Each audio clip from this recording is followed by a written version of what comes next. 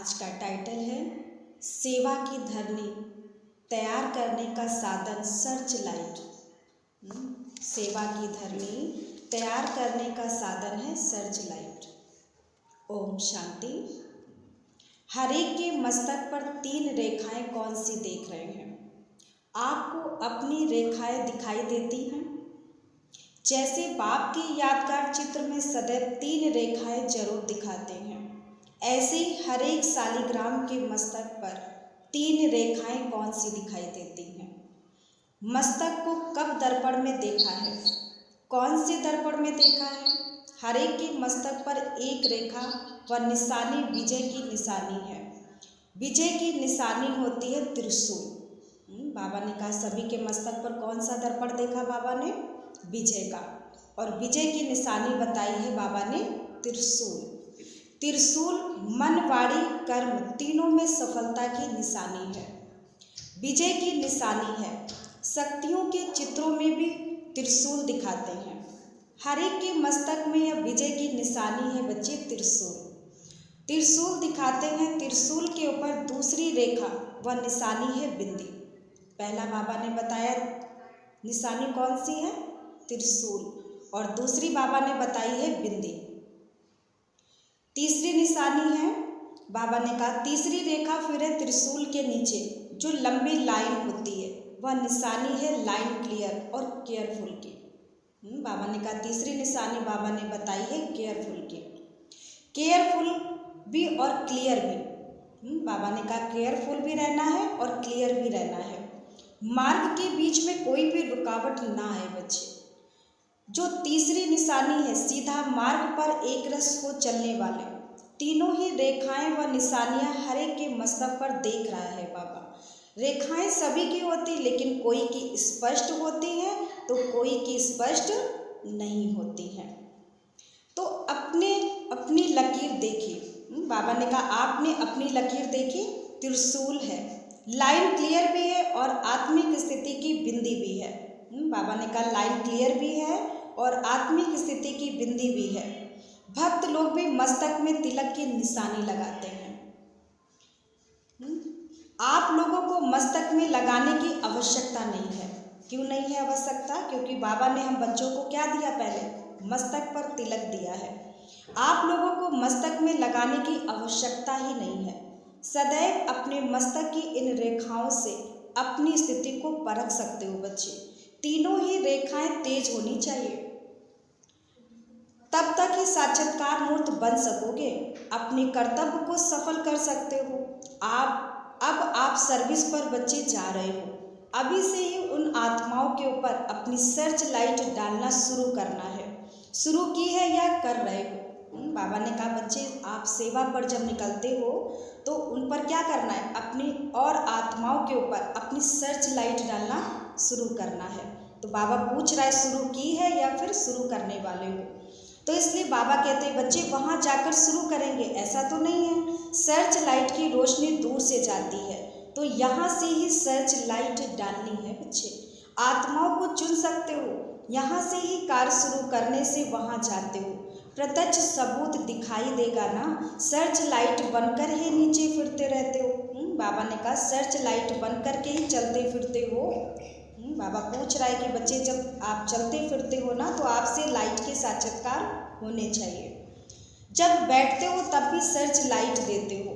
निरंतर search light समझकर चारों ओर वायुमंडल को बनाने का कर्तव्य अभी से ही करना है, जो वहाँ जाते ही वायुमंडल के आकर्षण से समीप आने वाली आत्माएं अपना सहज ही भाग्य पा सके। क्योंकि अभी समय कम और सफलता 1000 गुना दिखानी है। क्योंकि बाबा ने कहा समय क्या रह गया? बहुत कम है, इसलिए सफलता 1000 गुना दिखानी है। पहले का समय और था बच्चे, अब समय ज़्यादा और सफलता कम होती थी। लेकिन बाबा ने कहा समय ज़्यादा और सफलता कम होती थी, लेकिन अभी कम समय में सफलता 1000 गुना हो, वह प्लान तुम बच्चों को बनाना है। प्लान की पहले प्लान बनना है। बाबा ने कहा प्लान तो बहुत बनाते हो, लेकिन अब क्या बनना है बच्चे? प्लान बनना है। अगर प्लान बन गए तो प्लान प्रैक्टिकल में ठीक आ जाएगा। प्लान बनने से प्लान ठीक चल सकेगा। प्लान बनने के बाद फिर प्लान क्या रखना है जिससे सदा सफलता प्राप्त हो। सो थोड़े में सुनाते हैं जो कभी भूले ही नहीं बच्चे। एक तो याद रखना कि हम सब एक मत हैं। बाबा ने कहा कम सुनाओ, याद रखना कि बच्चे सब क्या है, एक मत पर हैं, अर्थात एक के ही मत पर एक मत। दूसरी बात बाबा ने बताई, बाड़ी में भी सदैव एक का ही नाम बार बार अपने को व दूसरों को स्मृति में दिलाना है। बाबा ने कहा एक तो एक के मत पर चलना है, दूसरा बाबा ने कहा बाड़ी में भी सदैव क्या करना है, एक का ही बार बार नाम अपने को व दूसरों को स्मृति में याद दिलाना है। तीसरी बात बाबा बता रहा है कि चलन अथवा कर्म में एकानामी हो, कि हमारी जो चलन है उसमें क्या होनी चाहिए, चलन और कर्म में एकानामी हो। न सिर्फ तन में एकानामी करनी लेकिन वाणी में भी एकानामी हो बच्चे। बाबा ने कहा वाणी में भी क्या होना चाहिए, एकानामी हो, संकल्प में भी एकानामी हो और समय में भी एकानामी हो। तो चलन में सभी प्रकार की एकानामी हो। यह तीनों ही बातें एक मत, एक का नाम अर्थात एक नामे और फिर एकानामी, यह तीनों ही बातें सदैव स्मृति में रख फिर कदम उठाना। एक तो बाबा ने कहा एक का नाम और एक नामे, फिर बाबा ने कहा एकानामी। इन तीनों बातों को सदैव स्मृति में रख फिर तुम बच्चों को कदम उठाना है। वह संकल्प को बाड़ी में लाना है। कोई भी लेन देन करते हो ना तो उसी समय एक स्लोगन याद रखना। कौन सा स्लोगन बाबा ने बताया कि जब भी आपस में किसी से लेन देन करो तो बाबा ने कहा एक स्लोगन याद रखना है, बालक सो मालिक। कहाँ पर बालक बनना है और कहाँ पर मालिक बनना है। जिस समय विचारों को देते हो तो मालिक बनकर देना। बाबा ने कहा किसी को अगर विचार देते हो तो बाबा ने कहा मालिक बनकर देना है, लेकिन जिस समय फाइनल होता है उस समय फिर बालक बन जाना है। जहाँ पर फाइनल की बात हो वहाँ पर बाबा ने कहा आपको बालक बन जाना है। सिर्फ मालिक बने भी नहीं, सिर्फ बालक बना भी नहीं, जिस समय जो कर्म करना है उस समय वही स्थिति होनी चाहिए बच्चे। तो बाबा ने कहा उस समय वही स्थिति होनी चाहिए। और जब भी अन्य आत्माओं की सर्विस करते हो तो सदैव यह भी ध्यान में रखो कि दूसरों की सर्विस के साथ साथ अपनी भी सर्विस करनी है, क्योंकि सर्विस वही कर सकेगा जो खुद की सर्विस करेगा। तो बाबा ने कहा पहले खुद की सर्विस करना है फिर जाकर दूसरों को ज्ञान सुनाना है। आत्मिक स्थिति में अपने को स्थित रखना है कि बाबा ने कहा जब भी किसी की सर्विस पर निकलो, कोई भी सर्विस पर, तो बाबा ने कहा पहला सम्मान याद रखो कि हम कौन है, आत्मा है। आत्मिक स्थिति में स्थित होकर सर्विस करना है। पहले यह चेक करो कि अपनी सर्विस भी चल रही है, कि आप सेवा पर तो निकल रहे हो लेकिन पहले क्या करनी, खुद की सर्विस करनी है। तो अपनी सर्विस नहीं होती तो दूसरों की सर्विस में भी बच्चे सफलता नहीं हो सकती। इसलिए जैसे दूसरों को सुनाते हो ना कि बाप की याद अर्थात अपनी याद, व अपनी याद अर्थात बाप की याद। जब आप कहते हो ना किसी को कि याद में बैठो बाबा की, तो पहले तो आपको खुद बाबा की याद में बैठना है, तब आप किसी को कह सकते हो कि आप बाबा को याद करो। इस रीति से दूसरों की सर्विस अर्थात अपनी सर्विस करनी है। आज बाबा पूरा कह रहा बच्चे दूसरों की सर्विस करने से पहले खुद की सर्विस करनी है। या भी स्मृति में रखना है, जब भी कोई सर्विस पर जाते हो ना बच्चे तो सदैव ऐसे समझो कि सर्विस के साथ साथ अपने भी पुराने संस्कारों का अंतिम संस्कार करो। बाबा ने कहा सर्विस के साथ साथ क्या करो, अपने संस्कारों का, कमी कमजोरियों का क्या करना है, अंतिम संस्कार करना है। जितना संस्कारों का संस्कार करेंगे उतना ही सत्कार मिलेगा। क्या मिलेगा, सत्कार। सभी आत्माएं आपके आगे मन से नमस्कार करेंगे। एक होता है हाथों से नमस्कार करना, दूसरा होता है मन से नमस्कार करना। बाबा ने कहा हाथों से भी नमस्कार करेंगे और आगे मन से भी नमस्कार करेंगे। तो इसलिए बाबा ने कहा बच्चे मन ही मन में गुण गाते रहो। जैसे भक्ति भी एक तो बाहर की होती है, दूसरी होती है मानसिक। बाबा ने आज बताया कि बच्चे तो भक्ति भी दो प्रकार से होती है, एक होती है बाहर की और दूसरी होती है मानसिक। तो बाहर से नमस्कार करना ये कोई बड़ी बात नहीं है, लेकिन मन से नमस्कार करेंगे, गुण गाएंगे। बाप की कीनों को बनाने वाला कौन है? बाबा ने कहा बाप के कि इन्हों को बनाने वाला कौन है? दूसरा, जो उन्हों के अपने दृढ़ विचार हैं उनको भी आपके सुनाए हुए श्रेष्ठ विचारों के आगे झुका देंगे। बहुत सुंदर बात बाबा ने कही है कि जब आप अपने को दृढ़ विचार दोगे तो उनको भी जो सुनाओगे ना दूसरों को, तो वो भी आपके श्रेष्ठ विचारों के आगे झुक जाएंगे। तो नमस्कार हुआ ना, मन से नमस्कार करें या पुरुषार्थ करना है। बाहर के भक्त नहीं बनना, लेकिन मानसिक नमस्कार करने वाले बनाने हैं कि ऊपरी से भक्ति नहीं करे दिखावे की, लेकिन अंदर से। तो बाबा ने कहा मानसिक नमस्कार करने वाले बनाना है। वही भक्त बदल कर ज्ञानी बन जाएंगे। जितना जितना बुद्धि को सदैव स्वच्छ अर्थात एक की याद में अर्पण करेंगे ना, उतना ही स्वयं दर्पण बन जाएंगे। कितनी सुंदर बात बाबा ने बोली है कि बच्चे जितना आप अंदर से एक की याद में अर्पण होगे, उतना ही आपका स्वयं का दर्पण बनता जाएगा। कि भगवान के प्रति जब आपकी लगन अर्थात एक की याद में मगन होगे, तब बाबा ने कहा आपके स्वरूप से वो दर्पण दिखाई देगा कि आप बाबा की याद में हो। तो नमस्कार करने वाले स्वयं दर्पण बन जाओगे। दर्पण के सामने आने से ना चाहते हुए भी अपना स्वरूप दिखाई देगा। जैसे बाबा ने कहा ना, दर्पण में आओगे तो अपना ही स्वरूप दिखाई देता है। तो ऐसे बाबा ने कहा जैसे दर्पण के सामने आने से ना चाहते हुए भी अपना स्वरूप दिखाई देता है, इस रीति से जब सदैव एक ही याद में बुद्धि को अर्पण रखेंगे ना, तो आप चैतन्य दर्पण बन जाओगे। कितनी सुंदर बात बाबा ने बोली, चैतन्य दर्पण बन जाओगे। जो भी सामने आएंगे वह अपना साक्षात्कार व अपने स्वरूप को सहज अनुभव करते जाएंगे। तो दर्पण बनना है बच्चे, जिससे स्वतः ही साक्षात्कार हो जाए। कितनी सुंदर बात बाबा ने बोली है कि जब आप दर्पण बन जाओगे ना, तो स्वतः ही लोगों को साक्षात्कार भी होते जाएंगे।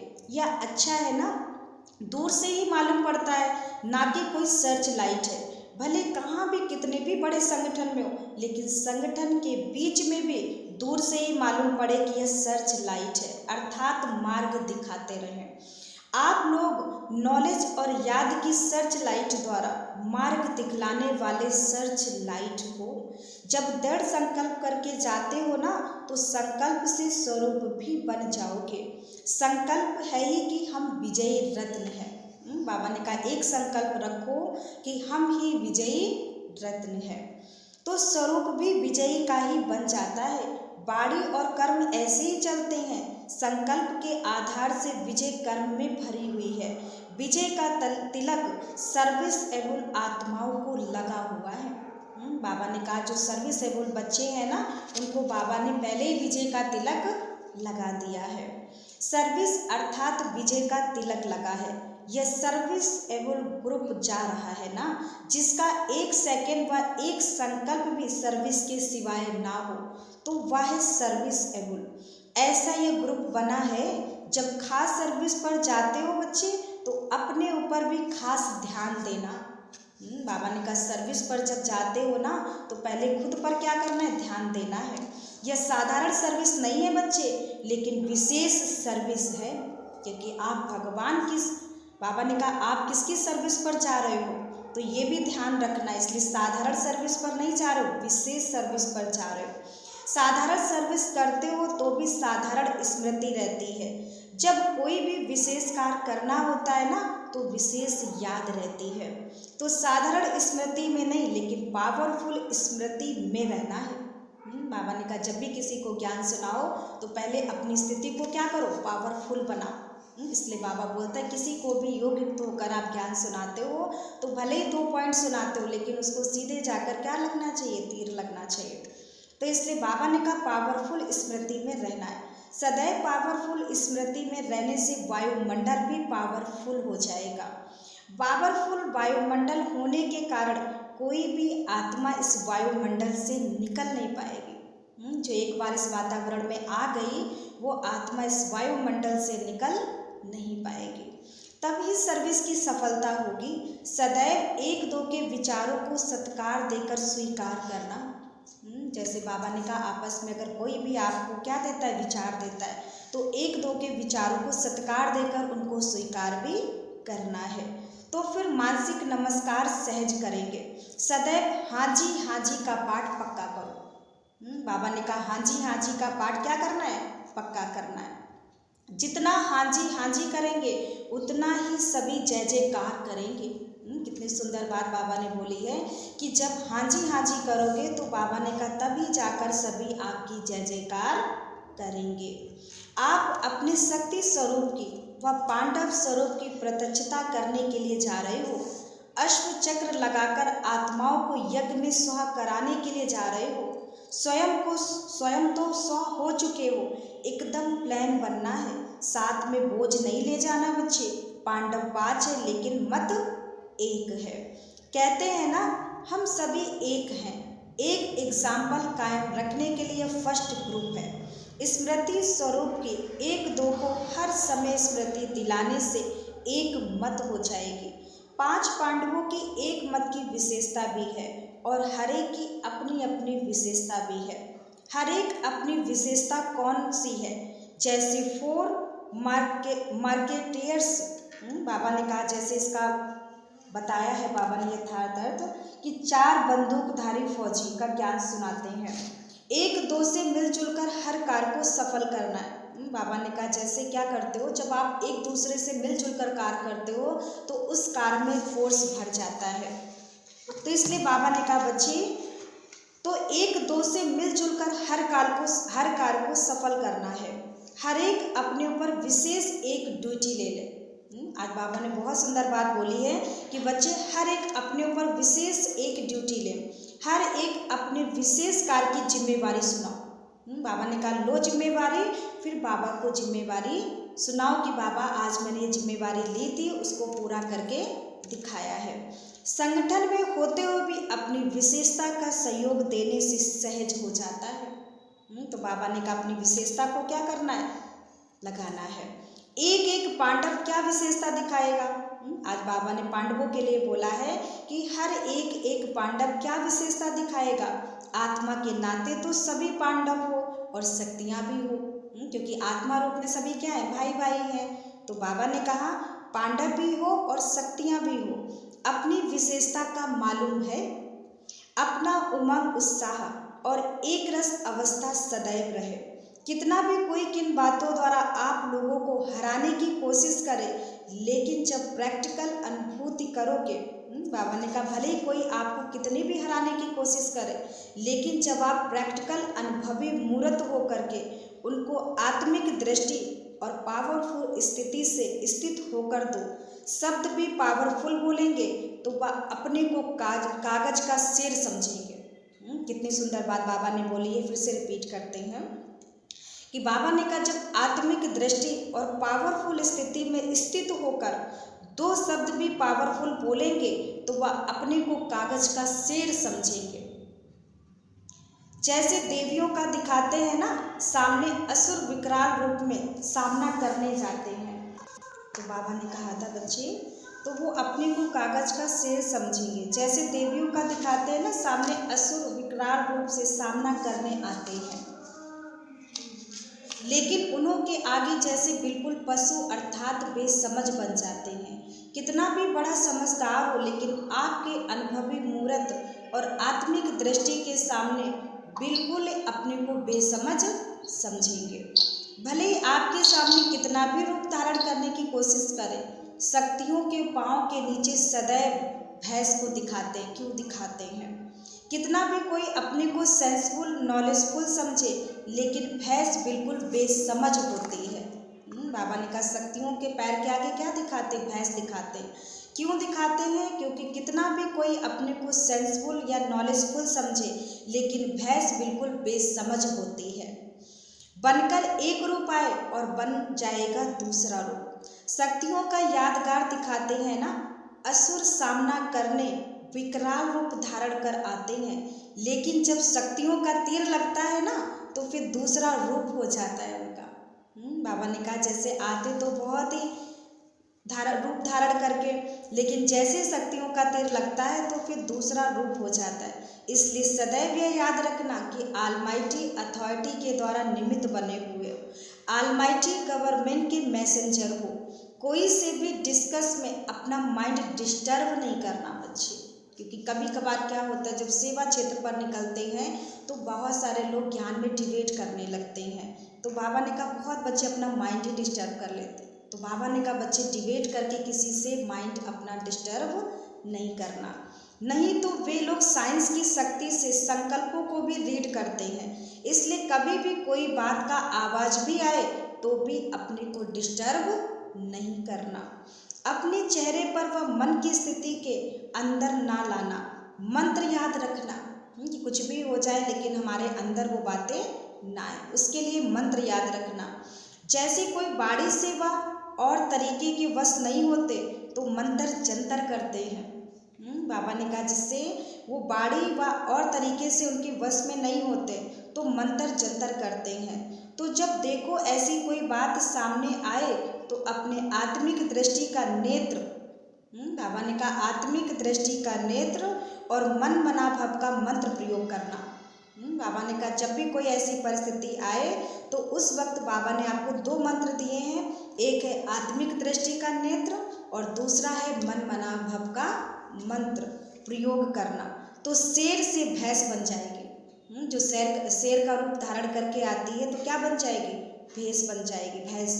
जादू मंत्र तो आता है ना सभी बच्चों को, यहाँ से ही सभी सिस्टम निकलती है।